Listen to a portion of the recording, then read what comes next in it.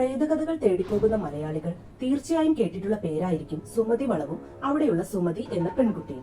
തിരുവനന്തപുരം ജില്ലയിൽ പാലോടിനടുത്ത് മയിലുമൂട് എന്ന ഗ്രാമത്തിലാണ് ഈ സുമതി വളവ്. ഒരു വല്ലാത്ത വളവാണത്. ചുറ്റും കാട്, അതിനിടയിലൂടെ ഒരു റോഡ്. അവിടെ ഒരു വളവെത്തുമ്പോൾ വാഹനങ്ങൾ ചിലപ്പോൾ നിശ്ചലമാകും. മുന്നോട്ട് പോകാതെ വാഹനങ്ങളുടെ എഞ്ചിൻ പെട്ടെന്ന് ഓഫാകും. ചിലപ്പോൾ അതിലെത്തുന്ന യാത്രക്കാരെ ആരോ എടുത്തെറിയും. ചിലർക്ക് അപകടങ്ങൾ സംഭവിക്കും. ഭീതി ജനിപ്പിക്കുന്ന ഈ സംഭവങ്ങൾക്ക് കാരണമായി പറയുന്നത് ആ വളവിൽ വിഹരിക്കുന്ന സുമതിയുടെ ദുരാത്മാവാണെന്നാണ്. സുമതിയുടെ പ്രേതമാണത്രേ ഇത്തരം സംഭവങ്ങൾക്ക് പിന്നിൽ. കാമുകനാൽ ചതിക്കപ്പെട്ട് ജീവൻ നഷ്ടമായ സുമതി പ്രതികാരം തീർക്കാനായി ഇന്നും ആ വളവിലുണ്ടെന്നത് വർഷങ്ങളായി പ്രചരിക്കുന്ന കഥകളാണ്. അത് സത്യമാണെന്ന് ചിലരെങ്കിലും ഇന്നും വിശ്വസിക്കുന്നു. സുമതിയുടെ പ്രേതം ആ വളവിലുണ്ടെങ്കിലും ഇല്ലെങ്കിലും സുമതി എന്ന പെൺകുട്ടിയുടെ അരുംകൊല ഒരു യാഥാർത്ഥ്യം തന്നെയാണ്. ആ കൊലപാതകം തന്നെയാണ് ആ വളവിന് സുമതി വളവെന്ന പേര് വരാൻ കാരണം. ആ ചരിത്രം അറിയണമെങ്കിൽ കുറച്ചു കാലം പിന്നോട്ട് പോകണം. കൃത്യമായി പറഞ്ഞാൽ കൊല്ലവർഷം 1128, അതായത് 1952-53 കാലഘട്ടം. അന്ന് ആ ഗ്രാമത്തിൽ ഒരു സുന്ദരിയായ പെൺകുട്ടി ഉണ്ടായിരുന്നു. സുമതി എന്നായിരുന്നു അവളുടെ പേര്. അവൾ ഒരു സാധാരണ കുടുംബത്തിലെ അംഗമായിരുന്നു. സാമ്പത്തികമായി പിന്നോക്കം നിന്നിരുന്ന അവൾ തൊട്ടടുത്ത വീട്ടിലെ രത്നാകരൻ എന്ന യുവാവുമായി പ്രണയത്തിലാകുന്നു. അയാളാകട്ടെ ആ പ്രദേശത്തെ ഒരു സമ്പന്നന്റെ മകനാണ്. അങ്ങനെ ആ ബന്ധത്തിൽ സുമതി ഗർഭിണിയാകുന്നു. ആ ഗർഭം രത്നാകരൻ അലസിപ്പിക്കാൻ നോക്കിയെങ്കിലും അതിന് കഴിഞ്ഞില്ല. രത്നാകരന്റെ സുഹൃത്ത് രവീന്ദ്രനായിരുന്നു രത്നാകരന് എല്ലാ സഹായങ്ങളും ചെയ്തു കൊടുത്തിരുന്നത്. ഗർഭം അലസിപ്പിക്കാൻ നോക്കി നടക്കാതെ വന്നത് രത്നാകരന് വലിയ അടിയായിപ്പോയി. ധനികനായ രത്നാകരന്റെ കുടുംബം സുമതിയുമായുള്ള വിവാഹത്തിന് സമ്മതിക്കില്ല എന്നത് ഉറപ്പായിരുന്നു. അങ്ങനെ 6 മാസം കഴിഞ്ഞു. സുമതിയുടെ വയർ വലുതായി വന്നു. അതോടെ അവൾ ഗർഭിണിയാണെന്ന രഹസ്യം പരസ്യമാകാൻ തുടങ്ങി. സുമതി അത് നിഷേധിച്ചെങ്കിലും വീർത്തു വന്ന വയർ അവൾ ഗർഭിണിയാണെന്ന് വിളിച്ചു പറഞ്ഞു. മാനക്കേട് കാരണം സുമതിയുടെ അച്ഛൻ വീട് വിട്ടിറങ്ങുന്ന സാഹചര്യം വരെ ഉണ്ടായി. അതോടെ സുമതിക്ക് നിൽക്കക്കള്ളിയില്ലാതായി. അവൾ രത്നാകരനെ കാണാൻ ശ്രമിച്ചു. എന്നാൽ ഈ സമയത്ത് അയാൾ തിട്ടുവിള എന്ന സ്ഥലത്ത് ഒരു നാടകവുമായി ബന്ധപ്പെട്ട യാത്രയിലായിരുന്നു. രത്നാകരനെ കാണാതായപ്പോൾ രത്നാകരൻ തന്നെ ചതിച്ചെന്ന് സുമതി കരുതി. 1953 ആണ് കാലം. അന്ന് ഇന്നത്തെ പോലെ മൊബൈൽ ഫോൺ ഇല്ല എന്നോർക്കണം. സുമതി രത്നാകരനെ കുറിച്ച് സുഹൃത്തായ രവീന്ദ്രനോടും അവിടെയുള്ള അരിക്കച്ചവടക്കാരനോടുമൊക്കെ തിരക്കാൻ തുടങ്ങി. സ്വന്തം മാതാപിതാക്കളോട് അവൾ ഗർഭിണിയാണെന്ന സത്യം നിഷേധിച്ചെങ്കിലും അവളുടെ അടുത്ത കൂട്ടുകാരികളോട് തന്റെ ഗർഭത്തിന് ഉത്തരവാദി രത്നാകരനാണെന്നും അയാൾ തന്നെ വിവാഹം കഴിച്ചില്ലെങ്കിൽ അവൾ അയാളുടെ വീട്ടിൽ ചെന്ന് ആത്മഹത്യ ചെയ്യുമെന്നും പറഞ്ഞു. രത്നാകരനെ സുമതി തിരക്കാൻ തുടങ്ങിയതോടെ സുമതിയുടെ വയറ്റിൽ വളരുന്ന കുട്ടി രത്നാകരന്റേതാണെന്ന വാർത്തയും നാട്ടിൽ പരക്കാൻ തുടങ്ങി. പ്രശ്നങ്ങൾ ഇത്തരത്തിൽ വഷളായ സമയത്താണ് രത്നാകരൻ തിട്ടുവിളയിൽ നിന്നും തിരികെ വരുന്നത്. വന്ന ഉടനെ നാട്ടിലുണ്ടായ സംഭവ വികാസങ്ങൾ രവീന്ദ്രൻ രത്നാകരനെ അറിയിച്ചു. അതുപോലെ പല ആളുകളും സുമതി രത്നാകരനെ തിരക്കി ചെന്നെന്ന വിവരം രത്നാകരനോട് പറഞ്ഞു. അതോടെ രത്നാകരന് താനും സുമതിയും തമ്മിലുള്ള ബന്ധം നാട്ടിൽ പാട്ടായെന്ന് മനസ്സിലായി. ഉടനെ തന്നെ രത്നാകരൻ സുമതിയെ കണ്ട് സംസാരിച്ചു. അവളെ ആശ്വസിപ്പിച്ചു.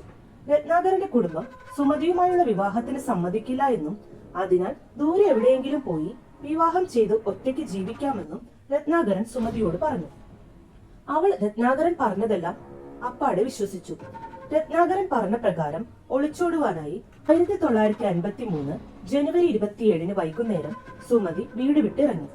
തന്റെ അമ്മയുടെ ജ്യേഷ്ഠതയുടെ വീട്ടിലേക്ക് പോകാനാണെന്ന് പറഞ്ഞാണ് സുമതി വീട്ടിൽ നിന്നും ഇറങ്ങിയത്. അവൾ രത്നാകരൻ പറഞ്ഞ പ്രകാരം വീടിനടുത്ത് തന്നെയുള്ള ഒരു രഹസ്യ സ്ഥലത്ത് ഒളിച്ചു നിന്നു. രാത്രി 8 മണിയോടെ രത്നാകരനും രവീന്ദ്രനും ഒരു കാറുമായി അവിടെ എത്തി. പുതിയ വീട്ടിൽ താൻ സ്നേഹിക്കുന്ന രത്നാകരനുമൊത്തുള്ള പുതിയ ഒരു ജീവിതം സ്വപ്നം കണ്ട് സുമതി ആ കാറിൽ കയറി. പോകുന്ന വഴി ചിലർ അവരെ കണ്ടു. മധുര എന്ന സ്ഥലത്ത് ഉത്സവം കാണാൻ പോവുകയാണെന്ന് അവരോടെല്ലാം കള്ളം പറഞ്ഞ് അവർ മൂവരും യാത്രയായി. അവർ നേരെ പോയത് പാലോടേക്കാണ്. അവിടെ മയിലമൂട് എന്ന സ്ഥലത്ത് അവർ കാറിൽ നിന്നിറങ്ങി.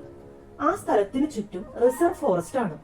കാട്ടിനുള്ളിലൂടെ നടന്ന് ഒരു എളുപ്പ വഴിയിലൂടെ പോകാമെന്ന് പറഞ്ഞ് വിശ്വസിപ്പിച്ചാണ് സുമതിയെ അവർ കാറിൽ നിന്നും ഇറക്കി കാട്ടിലോട്ട് കൊണ്ടുപോയത്. അങ്ങനെ കാടിനുള്ളിലോട്ട് ചെന്നപ്പോഴാണ് പുതിയൊരു ജീവിതം തുടങ്ങാനല്ല, മറിച്ച് തന്റെ ജീവൻ എടുക്കാനായിരുന്നു ആ യാത്ര എന്ന് ആ പാവം അറിയുന്നത്. രത്നാകരനും രവീന്ദ്രനും ചേർന്ന് അവളുടെ കൈകൾ പുറകിലാക്കി കെട്ടി. സുമതി പ്രാണരക്ഷാർത്ഥം അലറിക്കരഞ്ഞെങ്കിലും ആ കാട്ടിൽ ഇരുട്ടിൽ അവളെ ആരും കേട്ടില്ല. രത്നാകരൻ അവളെ കഴുത്തിലിരിച്ച് കൊല്ലാൻ ശ്രമിച്ചു. അവൾ രക്ഷപ്പെടാൻ കിണഞ്ഞ് ശ്രമിച്ചിട്ടും അയാൾ കഴുത്തിലെ പിടിവിട്ടില്ല. അവസാനം അവളുടെ കരച്ചിൽ നിന്നു. പക്ഷേ അപ്പോഴും അവൾക്ക് ശ്വാസമുണ്ടായിരുന്നു. അപ്പോൾ രത്നാകരൻ രവീന്ദ്രനോട് കാറിൽ സൂക്ഷിച്ചിരുന്ന വെട്ടുകത്തി എടുത്തു കൊണ്ടുവരാൻ പറഞ്ഞു. വെട്ടുകത്തിയുമായി എത്തിയ രവീന്ദ്രന് രത്നാകരൻ സുമതിയുടെ കഴുത്ത് നേരെ പിടിച്ചു കൊടുത്തുകൊണ്ട് ആ കഴുത്തറക്കാൻ ആവശ്യപ്പെട്ടു. രവീന്ദ്രൻ അതനുസരിച്ചു. അങ്ങനെ അവർ ഇരുവരും ചേർന്ന് അവളെ കൊലപ്പെടുത്തി. കത്തി കാട്ടിൽ തന്നെ വലിച്ചെറിഞ്ഞു. കാടിനുള്ളിലേക്ക് കടന്നാണെങ്കിലും സുമതി വളവെന്ന് അറിയുന്ന സ്ഥലത്തിനടുത്തായാണ് ഈ കൊല നടന്നത്. പിന്നീട് അവിടെ നിന്നും രക്ഷപ്പെട്ട രത്നാകരനെയും രവീന്ദ്രനെയും റോഡിൽ വെച്ച് ചിലർ കണ്ടു. അവരോട് പറഞ്ഞത് അവർ മധുരയിൽ ഉത്സവം കണ്ടു മടങ്ങുന്ന വഴിയാണെന്നാണ്. അങ്ങനെ കുറച്ചു ദിവസങ്ങൾ കഴിഞ്ഞു. കാടായതിനാൽ സുമതിയുടെ മൃതദേഹം ആരാലും കാണാതെ അവിടെ തന്നെ കിടന്നു. കുറച്ചു ദിവസങ്ങൾ കഴിഞ്ഞ് ആ വഴി വന്ന കാണിക്കാരൻ ദുർഗന്ധം വരുന്നത് ശ്രദ്ധിച്ചു നോക്കിയപ്പോഴാണ് അവിടെ ഒരു ശവശരീരം കിടക്കുന്നത് കണ്ടത്. അയാൾ വിവരം ഫോറസ്റ്റ് റേഞ്ചറിനെയും റേഞ്ചർ പോലീസിലും വിവരം അറിയിച്ചു. പോലീസ് എത്തിയപ്പോഴേക്കും രാത്രിയായതിനാൽ 2 പോലീസുകാരെ അവിടെ കാവൽ നിർത്തി പോകാനേ അന്ന് കഴിഞ്ഞുള്ളൂ. പിറ്റേന്ന് വീണ്ടും പോലീസ് എത്തി ഇൻക്വസ്റ്റ് നടപടികൾ പൂർത്തിയാക്കി. അവിടെ വെച്ച് തന്നെ തന്റെ കാണാതായ മകൾ സുമതിയാണ് ആ കാട്ടിൽ കൊല്ലപ്പെട്ട് കിടക്കുന്നതെന്ന് അവളുടെ അച്ഛനും അമ്മയും സഹോദരനും ചേർന്ന് തിരിച്ചറിഞ്ഞു. മൃതദേഹം അഴുകി തുടങ്ങിയതിനാൽ കാട്ടിൽ വെച്ച് തന്നെ പോസ്റ്റ്മോർട്ടം നടത്തി. പോസ്റ്റ്മോർട്ടത്തിൽ സുമതിയുടെ വയറ്റിൽ 6 മാസം പ്രായമുള്ള ഒരു ആൺകുഞ്ഞ് വളർന്നിരുന്നുവെന്നും ഡോക്ടർ കണ്ടെത്തി. അന്ന് സുമതിയോടൊപ്പം ആ പിഞ്ചുകുഞ്ഞു കൂടിയാണ് കൊല്ലപ്പെട്ടത്. പോലീസ് കേസ് അന്വേഷിച്ചു. രത്നാകരനും സുമതിയും തമ്മിലുള്ള ബന്ധം മനസ്സിലാക്കിയ പോലീസ് ആ വഴിയിൽ കേസ് അന്വേഷണം നടത്തി. ആ സമയം രത്നാകരനും രവീന്ദ്രനും ഒളിവിൽ പോയിരിക്കുകയായിരുന്നു. സുമതിയുടെ വീട്ടിൽ നിന്നും രത്നാകരൻ അയച്ച എഴുത്തുകളും മറ്റു സാക്ഷികളിൽ നിന്ന് രത്നാകരനും സുമതിയും തമ്മിലുള്ള ബന്ധത്തെക്കുറിച്ചുമൊക്കെ തെളിവ് ലഭിച്ച പോലീസ് അധികം താമസിയാതെ രത്നാകരനെയും സഹായി രവീന്ദ്രനെയും അറസ്റ്റ് ചെയ്തു. അവർ ആദ്യം കുറ്റസമ്മതം നടത്തിയെങ്കിലും കോടതിയിൽ കുറ്റം ചെയ്തിട്ടില്ല എന്ന് സ്ഥാപിക്കാൻ ശ്രമിച്ചു. എന്നാൽ തെളിവുകൾ അവർക്കെതിരായിരുന്നു. കൊല ചെയ്യാൻ ഉപയോഗിച്ച കത്തിയും രത്നാകരന്റെ ചെരുപ്പും പോലീസ് കാട്ടിൽ നിന്നും കണ്ടെടുത്തിരുന്നു. അവസാനമായി സുമതിയെ രത്നാകരനൊപ്പം കണ്ടെന്നും സാക്ഷികൾ മൊഴി നൽകി. കോടതി 2 പ്രതികൾക്കും ജീവപര്യന്തം തടവും 75 രൂപ വീതം പിഴയും വിധിച്ചു. പ്രതികൾ പിന്നീട് ഹൈക്കോടതിയിൽ അപ്പീൽ പോയെങ്കിലും അപ്പീൽ കോടതി തള്ളി ശിക്ഷ ശരിവയ്ക്കുകയാണുണ്ടായത്. പ്രണയിച്ച കുറ്റത്തിന് സുമതിക്കും അവളുടെ വയറ്റിൽ വളർന്നിരുന്ന കുഞ്ഞിനും ജീവൻ നഷ്ടമായി. ശിക്ഷ കഴിഞ്ഞിറങ്ങിയ 2 പ്രതികളും മരണപ്പെട്ടു. എന്നിരുന്നാലും സുമതി ഇന്നും സുമതി വളവിൽ ഇരകളെയും കാത്തു നിൽക്കുന്നു എന്ന് നിരവധി പേർ ഇപ്പോഴും വിശ്വസിക്കുന്നു.